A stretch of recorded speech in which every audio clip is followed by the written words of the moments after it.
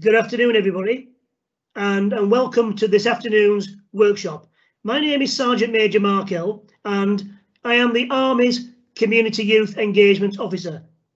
I'm not here to recruit anybody because you're too young. However, I am here to give you an idea and inspire and motivate you for when you leave education into your world of work. And although the Army is not for everybody, through the last 10 years, I've stood in front of, delivered STEM, science, technology, engineering, maths, team building activities, school assemblies to over 50,000 young people. So the majority of young people and adults alike think the Army's around bombs and bullets, and it clearly isn't. And hopefully this afternoon I'm going to give you the confidence and to give you an insight of the British Army as a career. Now, when you leave education, you don't stop learning. Wherever you work, in any industry, you will do CPD, continued professional development. And the British Army is no different. The Army is a great employer which develops its people to be their best. And the Army itself, 98% of career pathways are apprenticeships. Now, the Army is all about learning and education, travel and adventure, sport, promotion, equality, diversity, and equal opportunities for everyone. Now, for me, what you've done so far is amazing. So, it's amazing. You've joined the Scouts. Now, I was a Scout for a short period when I was young. I also did and joined the Boys Brigade, boxing, karate, and I did the Army Cadets. I did a mixture of a lot of things.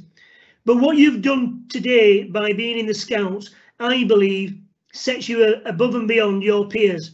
So when you do transition from education into your world of work, when you start writing your CV and you've got the Scout movement on there and everything you've done within the Scouts, employers will get it and you'll be above and beyond your peers, as I said. So sit back, and if you've got any questions, please post them in the chat box and we'll answer them as we go along. And if not, at the end of the workshop, you will see me live and we can answer the questions as we go along. What I want you to do is to get some engagement with you now. I want you to look at that slide and pick out a buzzword, pick out a word that stands out to you. And I want you to post that word in the chat box.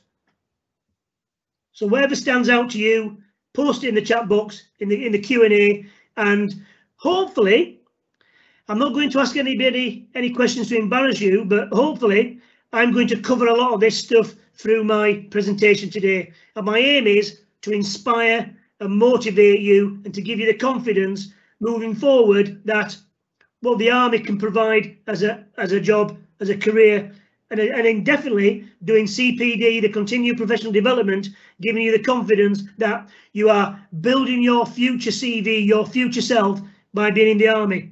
Albeit the Army is not for everyone, but a job is. And when I talk about a job is you trading your time, your qualifications, experience and skills for a wage, for a salary. And that's what a job is.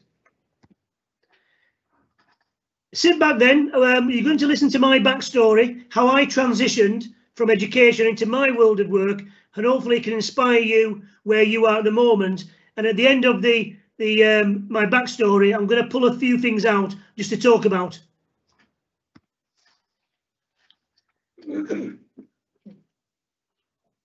This is my backstory, how I transitioned from education and into my world of work. At school, I didn't do very well. In fact, I left school with no qualifications. I really didn't know what to do. At the age of 13, I had a choice to make. The council estate which I lived on, there were two avenues to go down. One of them saw me in and out of trouble with the police, mixing with the wrong people, doing the wrong things which you shouldn't really be doing. At the age of 13, I joined the Army Cadets, which saw me going down a different avenue. One, mixing with a new set of peers, new friends. Being in the Cadets really set me up for life. Looking back, I owe a great deal to the cadets and strongly believe the Army Cadet Force was my springboard into adulthood and into the world of work. During my time in the Army, health and fitness was key, from training on a daily basis, leading up to some of the most iconic events which I have taken part in. I have run a couple of marathons. The furthest I ran was the London to Brighton 55-mile road run. Adventure training wise, I have been to Canada horse riding over the Rocky Mountains, which was fantastic. Moving at speed down whitewater rapids, to running up a volcano in Africa, to swimming with sharks and manta rays in Belize, Central America. I have been skiing in Norway, where I learned to langlauf, Nordic cross-country skiing, and took part in a few biathlons. If I didn't have the backing of the Army, coming from a council estate, I probably wouldn't have been able to afford these great adventures.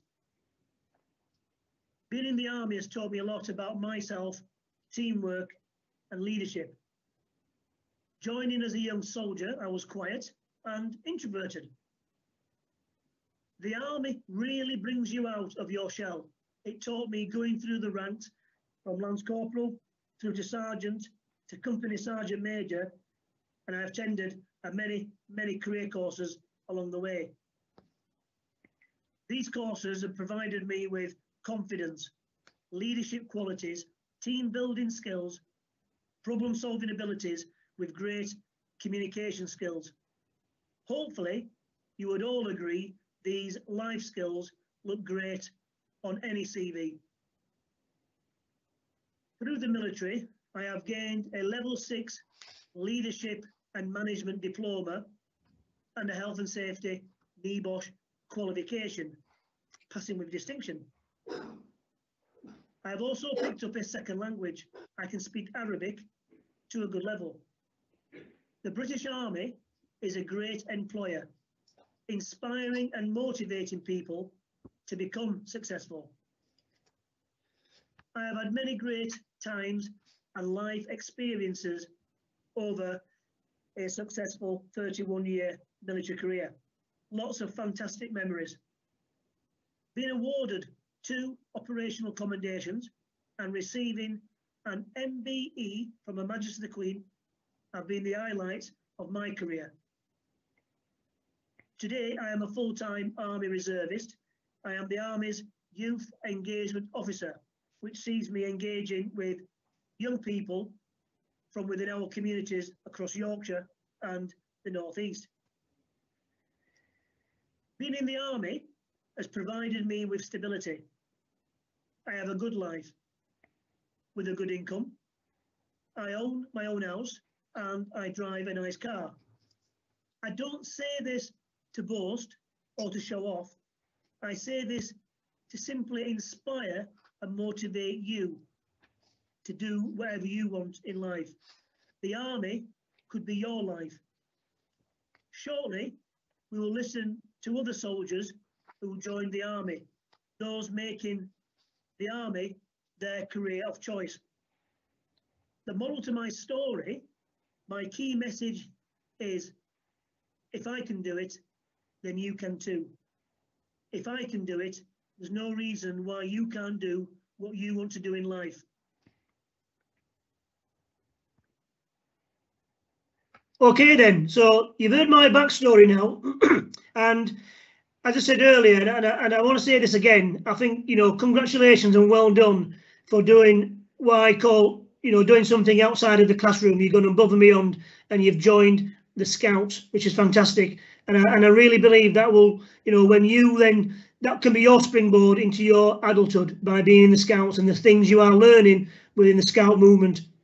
I want to just pull a few things out, and you know, I left school with no qualifications. That's fine, that's not a problem. That's what happened. And at the age of 19, this is hopefully this is one of the inspiring things I can tell you, and to move you forward in your life as a young person.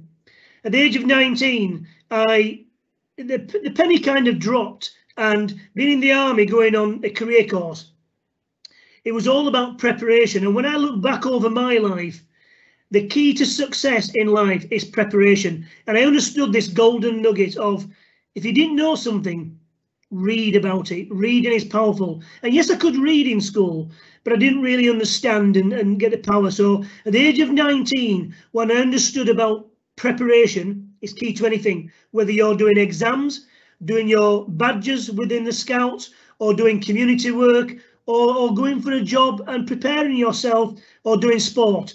Whatever the case may be, the vital thing is you've got to prepare well. And if you prepare well, hopefully you'll do well at the actual activity, whatever it is. So reading is very important.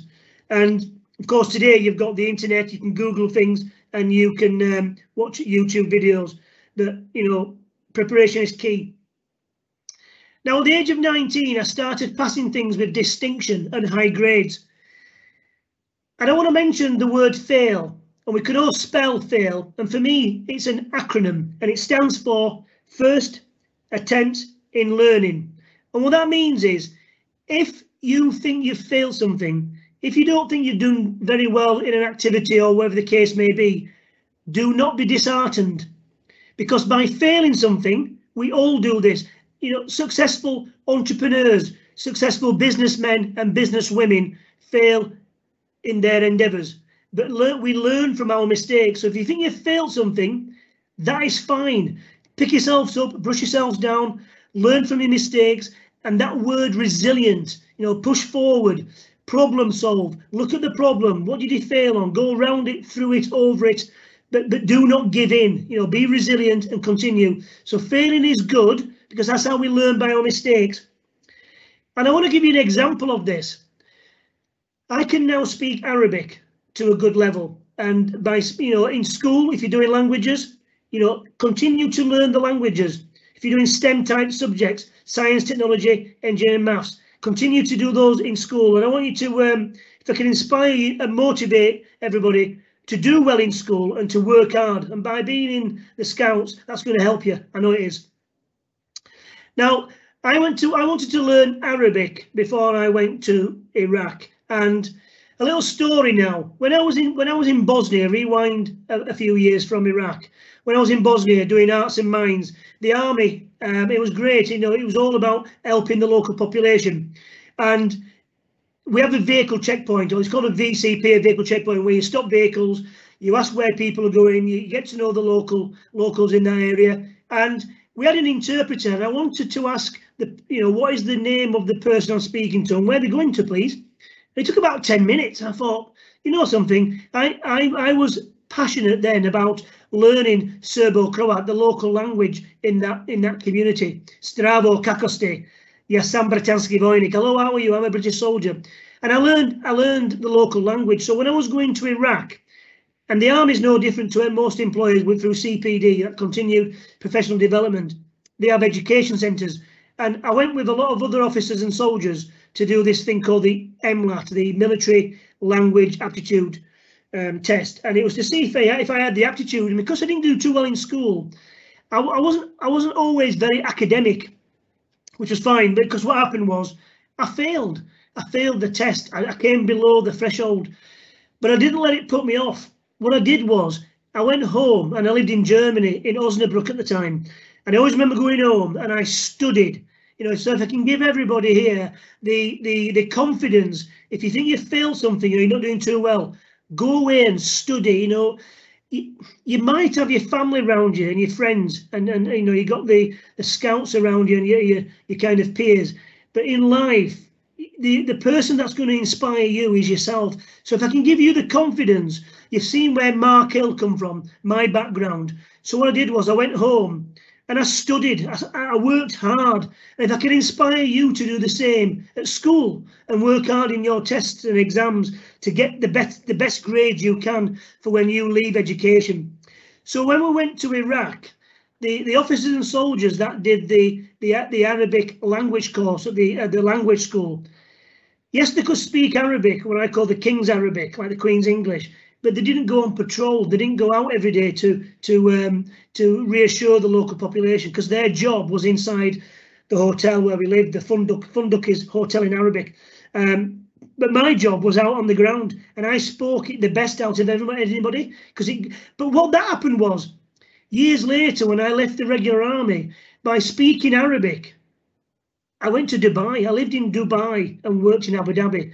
Now, if somebody said to me, when you leave the army full time, you're going to get a job in Dubai, I wouldn't have believed them. So if I can inspire you, regardless of where you come from, if anyone says to you, you can't do this because you didn't get those qualifications, you can't do that because you come from that council estate or you come from that part of the city, well, they're wrong, because you can do anything you want. And I think by being a scout today, that's proven that you can do anything you want by using the scout movement to be your springboard into your adulthood. So learning is very important. Now, moving on then with the presentation. Army careers. When you think of the army, what comes to mind? Guns, tanks, explosions? But this is just one component of a large organisation. The army is made up of different moving parts. Each is like a cog in a machine, able to adapt and work in any environment, in any emergency, in the face of any threat. We split our many job roles into 7 main career areas. Logistics and support. Feeding our troops and transporting equipment, vehicles and supplies over land, sea and air. Engineering. Mapping, designing and constructing buildings, repairing vehicles, equipment and aircraft. Intelligence and communications. Setting up communication networks, intercepting messages, analysing intelligence. HR and finance. Managing pay and accounts, organising, giving legal advice, policing. Medical. Taking care of the health of our workforce, both people and animals. Music, playing for ceremonial duties, and also in ensembles and bands. And finally, combat, including our aircraft, artillery, armoured vehicles and infantry. Whether on a battlefield, on a peacekeeping mission, or responding to a natural disaster, all the different parts of the army move together to ensure the army can work anywhere. A job in the army is a job that makes a difference. Brilliant. We're now going to look at some routes or pathways into the army. Now, as I said before, to give you the confidence, I'm going to talk here. You know my background. I lived in a council estate. I didn't do very well in school. In fact, I didn't have any qualifications. But when you start the army, you're on round about £20,000 a year. Now here, what you see on screen is to give you the confidence. You know, if you don't do well in school like I didn't, that's fine, because the army cater for everybody. And you can see there, I joined the infantry and I didn't require any GCSEs. And as a sergeant major now, starting on 20,000 a year as a private up to sergeant major, just over 40,000 a year. You know, it's been a great life for me. Now, I know the army's not for everybody, but a job is. Okay, so hopefully, but this can give you the confidence of how you're doing in school. But I'd like to inspire everybody to work hard in school and to get the best grades that you can for when you become a young adult. Now, what we can see on screen here, if you do well and you've got some great qualifications, that's good. These are what I call the STEM type careers, the science, technology, engineering, maths. So this is what we're looking at the REME at the moment. And of course, you can see there, technicians, mechanics, technical support, some great opportunities there. There's over 100 job opportunities within the army. And remember what I said earlier, we'll see later that the army routeway is all about apprenticeships. Here what I call the artisan trades with the Royal Engineers. You can be an engineer, draftsman, joiner, painter, decorator. You can be quite a few things. The artisan trades, any trade you can think of, you can almost do that in the army. And I've highlighted at the bottom, there's a couple there that don't require any formal GCSEs. Logistics and support. You can become a driver and gain all your qualifications. No GCSEs required. Equally, you can become a chef. I won't go into all of them, but you can see there's a theme that regardless of your academic qualifications, hopefully I've inspired you that there's a job somewhere within the army for you, for everybody.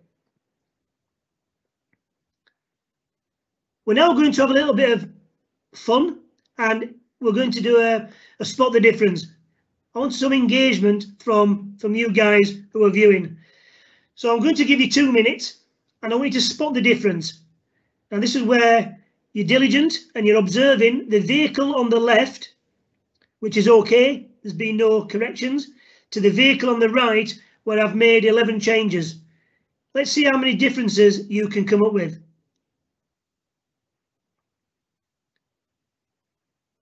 And then in a moment, I'm going to ask you to type in the chat box below your answers and be honest, as I know you will be.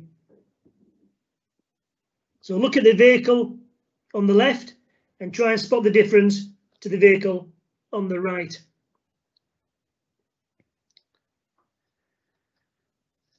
And while we're doing this, I just want to say, while you're in school doing your exams and your tests, it's all about being diligent and spotting and reading. Okay, so if I can encourage everybody, and this also applies to the world of work, what your employer, your team leader, your boss is asking you, read the question. So when you're doing your tests, read the question. When you're doing your due diligence and your preparation for your exams, if you don't know something, read about it.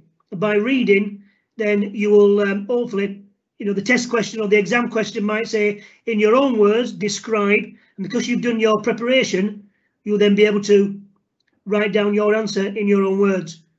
Less than 30 seconds. Let's see how many we got.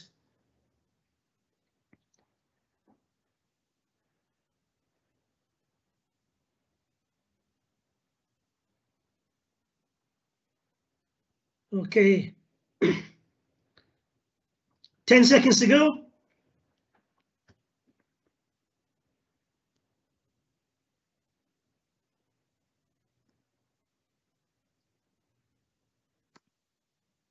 Write down your answers, type them in the chat box, please. It's out of 11, so if you got 11, well done. If you got 5, 6, 7, whatever you got, type that into the chat box. Okay, we're now going to reveal the answers. Let's see if we got them all. So number 1 is there, the V shape on the vehicle. 2, part of the antenna missing. 3, on the front of the vehicle, the machine gun, the barrel's been chopped down. Number 4 on the back, which is a step up where the soldiers would step up to get onto the back of the vehicle. Antenna missing. Hook missing at the front, see that? For the camouflage net when you're stationary. Here we've got one missing there in front of the rear gunner. I've changed the colour of the rear tyre hub. Did you get that? And here at the back, I've put in an extra jerry can. They call them jerry cans, the water bowsers. It's what you carry the water on the vehicle during your operation. And then finally moving down to that one there. I'll just flash it a few times so you got it. Piece of the ground missing. Did we get anybody who got 11? Let's have a look in the chat. Okay, well done. Well done everywhere. Good. We're now going to go on to spot the sniper. I'm going to give you two minutes. You've got a grid system there. You've got 2 minutes to spot the sniper. And of course, through your scouts, you might have done some map reading. Some of you might have done the Duke of Edinburgh's. And as when you're reading a map, as you know, you go along the bottom and up the side. And we call it along the corridor and up the stairs. So if you think you've spotted the sniper, put in the chat box which grid square you think the sniper is in. So, for example, if you thought he was in 3 Charlie, you go along the corridor to number 3, up the stairs to C for Charlie, 3 Charlie, and you put that as your answer. But the sniper's not in that grid square. So have a look. Again, being diligent, scanning the ground from left to right, top to bottom.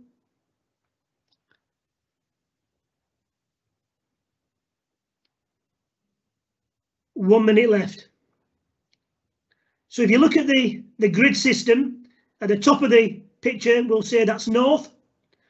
And using the points of the compass, over to the right is east. At the bottom is south. And over to the left is the west, north, east, south, west. The sniper is over somewhere in the eastern side, is looking down across the valley, if you like, observing that kind of re-entrant moving away from us from 3 to 4, up to 3 Charlie, 3 Delta and away and beyond. Is observing that kind of re-entrant. So if you've spotted the sniper, place your answers in the chat box below. 10 seconds to go.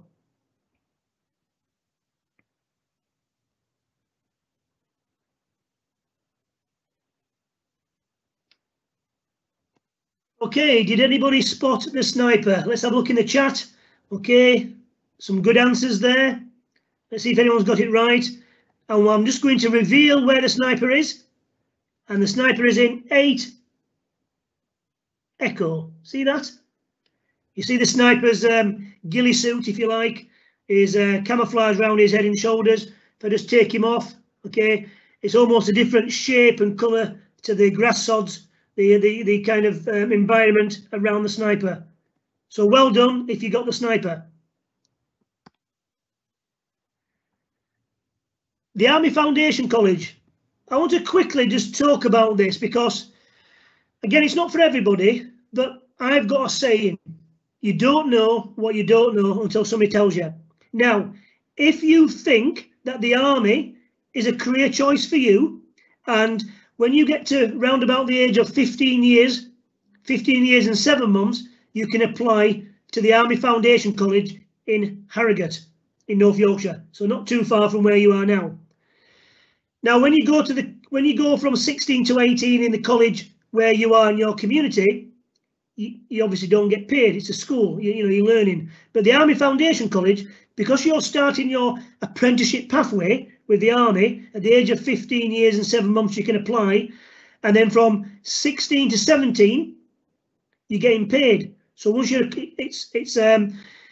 once your accommodation has come off, you know, it's a residential, you're living there, and you get something round about £1,000 in your bank account every month. But it's not for everybody. But if the Army's for you, then that may be something to speak to your parents and carers and your teachers, your careers teachers in school. Now, apprenticeships are very important. Now, last year, the British Army won the Business Apprenticeship Award of the Year. As I said earlier, 98% of pathways within the British Army today are apprenticeship based. Now, I just want to mention this because the Army, you know, you're not in the Army forever because, you know, you do 22 years and a lot of people don't do the full career. Yeah, I see it as a stepping stone by being in the British Army, and it massively develops your CV moving forward. Now, wherever you work, as I mentioned earlier, doing continued professional development is in every workplace. You've heard what I've done from the age of 19, being inspired by the Army to pass things with distinction, speaking a second language and doing very well. And you know, for me in leadership and management, I can now hopefully move forward in my career. And when I left the Army full time, I got a job in Dubai. And if anyone told me I was going to do that, I wouldn't have believed them. But it happened. You know, I inspired myself to do that. And when I joined this job I'm doing now for the last 10 years as an Army reservist, but full-time being the Army's Communities Youth Engagement Officer, if somebody said to me, in 3 years' time of doing that job, you're going to go to Buckingham Palace and meet the Queen and be presented with an MBE. Yeah, I just wouldn't have believed them. So you, if I can inspire you to do what you want in life, to be your best, because you've seen where I've come from and what I've achieved, and if I can do it, there's no reason why you can't achieve what you want in life.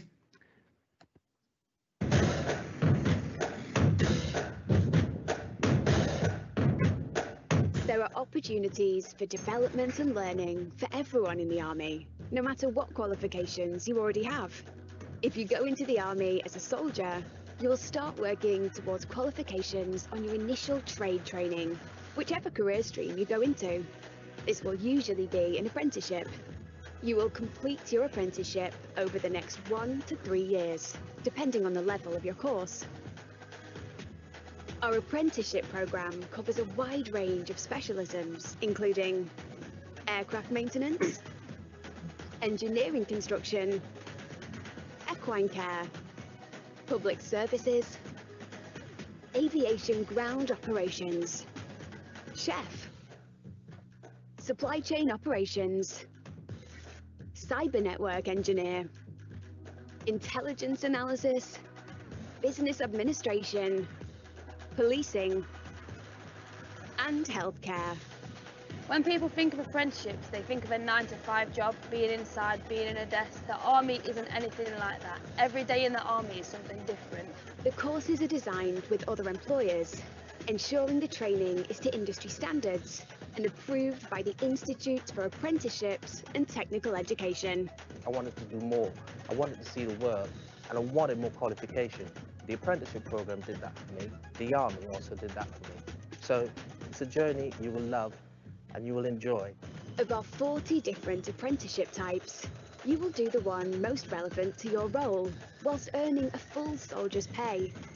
Gaining qualifications is just part of the job. An apprenticeship with the British Army, developing your future self. Great stuff. Now the journey application, as you can see there, you can read that there, online, medical review, career discussion, and so on, assessment and into training. What we're going to do now is I'm going to come off sharing screen, and if there's any questions, please. Yep, so we've got a few questions. The first one is from Molly. Can I train to be a doctor in the Army? Yes, hi Molly, great question, and it's a good question because you can train to be, was it a doctor in the Army? A doctor, yeah. Yep, so if you've got aspirations to go to university, then there's a couple of things I want to speak about here. There are bursaries for you, and the Army will pay for you to go through university.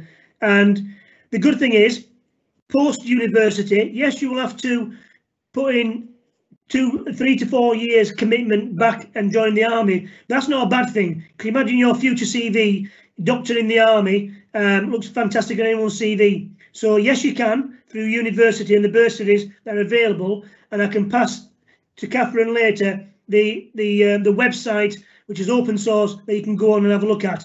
But also, whilst at university, there is something called the University Officer Training Corps. And what it means is, whilst at uni, one would have to, get a job, maybe work in a bar or local restaurant or wherever the case may be, to earn a little bit of living, a little bit of money to pay your way in life. And the University Officer Training Corps can just do that. So it's a bit like being in the Army, if you like, learning a trade as an officer cadet within the university. But what it means also is, when somebody transitions from university eventually into the world of work, everybody will have hopefully a fantastic academic CV, but equally, if you've been in the reserves or the Officer Training Corps, you've then done some management, some leadership, some team building, communication skills, everything an employer looks for. So your CV is kind of a bit better than somebody who didn't join the Officer Training Corps. And if I could liken that to today, where your schoolmates, what they're doing today, I don't know, they're taking the afternoon off. What are you doing? You're in the Scouts. So you've got above and beyond. So it's a bit similar to that. So yes, you can train to be a doctor within the army.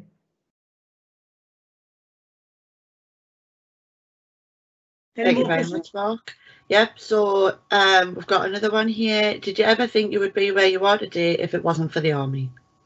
Yeah, that's a fantastic question, because looking back now, I mean, I'm at an age now where I want to give something back. You know, everybody on the call here today, I want to inspire everybody, not just to join the army, because I know the army is not for everybody, but to inspire you to do what you want. So when I look back over my life, I often think, you know, the kid from the council estate, what would I have done? Because I often have thoughts of when I was 16, because I left school at 16, because in them days you could leave school at 16. Of course, now you've got to be 18 to leave education. And I really didn't know what to do. Yes, I've been in the Scouts, the Boys Brigade, I did the boxing, the karate, I've been in the Army Cadets, but I didn't know what to do. I really didn't. I was stuck. I didn't have any qualifications. And I didn't really, I wasn't in a good place in terms of what career or job. So one day, I mean, I come from a city called Bradford, you know, probably heard of it. And I was walking past the Army Careers Office, and I had to pluck up the confidence to go in there. So I honestly think, looking back, if I hadn't have joined the Army, I probably wouldn't have been where I am today, living in North Yorkshire, in a nice part of the world.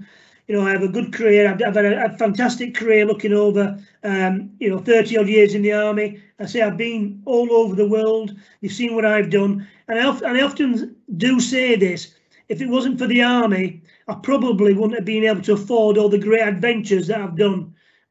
So hopefully, you know, that answers your question. Again, that's fab, thank you. So another one was, what made you join the army and did you learn a trade? Yeah, so again, another good question. What made me join the army? Because I think because I've been in the cadets, I've done other things, and that kind of, you know, when I actually thought about it, I went through the door to the Army Careers Office. So I joined the infantry. So in terms of, did I do a trade? No, I didn't, because I didn't have the correct academic qualifications. So I joined the infantry. But that said, you know, when you join the infantry, again, I didn't know then, but looking back, you do an apprenticeship pathway. I mean, I didn't, but they do now in 2021 moving forward. But even in the infantry, you know, to be a good soldier, there were like 7 things you had to be good at. You know, map reading, camouflage and concealment, fieldcraft, signals. So, you know, very technical. You had to be fit. Well, you've got to be fit in any area of the army. So although I didn't get a trade, I got what I call the skills that employers look for. You know, I'm a good communicator, I'm a good team worker. I've got leadership skills and management skills through being in the infantry. So hopefully you're seeing that although I joined the infantry, you get some great qualifications and life skills moving forward for what you want to do next. Excellent. Right, so we've had another few questions come through. Molly saying, thanks, that's very helpful as I'm doing uni applications now. And then, what is the one thing you are the most proud of? Yeah, that's, again, because I do this as a living, I speak to a lot of young people. It's my day job, if you like. And I often think this, what am I most proud of? Well, I think operations-wise, being in operations from Kosovo in Iraq, I was awarded 2 operational commendations. And that for me was I went above and beyond in helping the local people in those countries.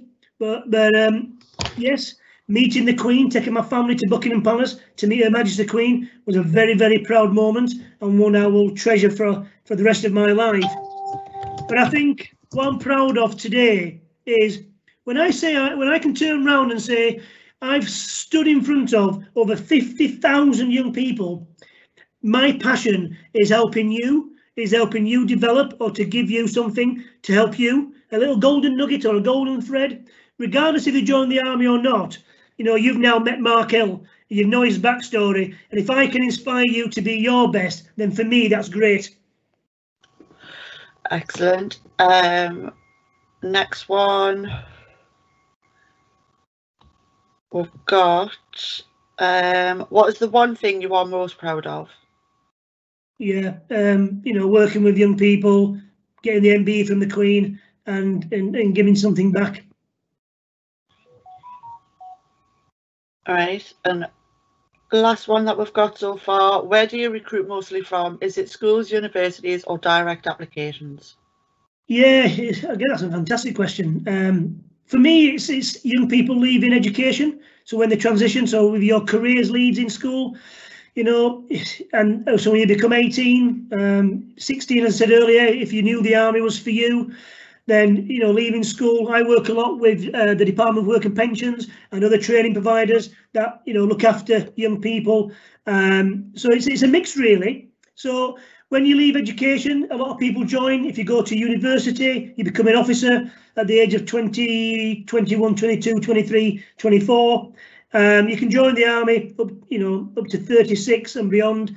There's the Army Reserves. If you know the Army's not for you full time, you can maybe join the Army in your spare time. There's great opportunities to gain industry recognised qualifications, not just free, but you will be paid to attain them. At the Army Reserves, you only have to do 27 days a year. So yeah, it's a good mix. I would say most people will join the Army from 16 to 24. That's excellent. We've got one more in. What's the best paid job in the army? Yeah, the best paid job. Well, actually, when you join the army, everybody is on roughly round about circa £20,000 a year, which is a great. You know, I see the army as a fantastic social mobility, uplifting organisation. Now, that depends on your qualifications. Do well in school, get those academic qualifications, and you can join as an engineer, as a chef, as an officer, and it depends on what you do. So if you've got a trade behind you, if you've got a trade, you'll be on £20,000 plus a little bit more because you've got trade pay. But, you know, every job's a good. I joined as a private soldier, £20,000 a year. I'm now on 42,000 as a sergeant major. So the key to this is do well in school, please. Do well and prepare yourself in school. You know, join the Scouts and continue with the Scouts, what you're doing. Get down your CV, work hard in your downtime, that extracurricular activity. Work hard in school, get the right qualifications for you, and see where it takes you. That's fab. Thanks, Mark. So that's pretty much everything that we've got. Unless Excellent. there's any more photos, any more questions coming in. No. No, I think that's everything. That was fab. Thank you very much, Mark. Thank you, and good luck to everybody. Work hard, you know, prepare well, and have a good rest of the afternoon, bank holiday weekend. Thanks very much.